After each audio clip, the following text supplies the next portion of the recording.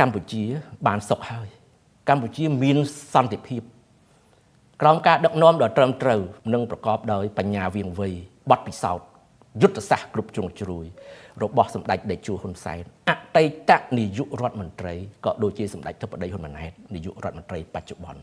យើងកំពុងតែនាំប្រទេសយើងឈានទៅការអភិវឌ្ឍសម្រាប់ចក្ខុវិស័យកម្ពុជាឆ្នាំ2050ក្លាយជាប្រទេសមានចំណូលខ្ពស់កម្ពុជាបានបញ្ជាក់ហើយថាយើងស្រឡាញ់សុខសន្តិភាពយើងចង់បានព្រំដែនសន្តិភាពមិត្តភាពកិច្ចសហប្រតិបត្តិការក្នុងនាមជាអ្នកជិតខាងល្អអញ្ចឹងទុកឲ្យកម្ពុជាបានសុខផងកុំចេះតែរុញបញ្ហាមកឲ្យកម្ពុជាហើយខ្ញុំសូមបញ្ជាក់ជូនមួយទៀតថានៅពេលដែលមាន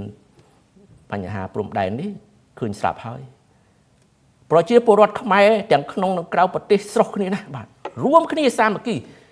ជាធ្លុងមួយជាសម្លេងតែមួយក្នុងការគ្រប់គ្រងរាជរដ្ឋាភិបាលនិងកងទ័ពយើងដើម្បីការពារ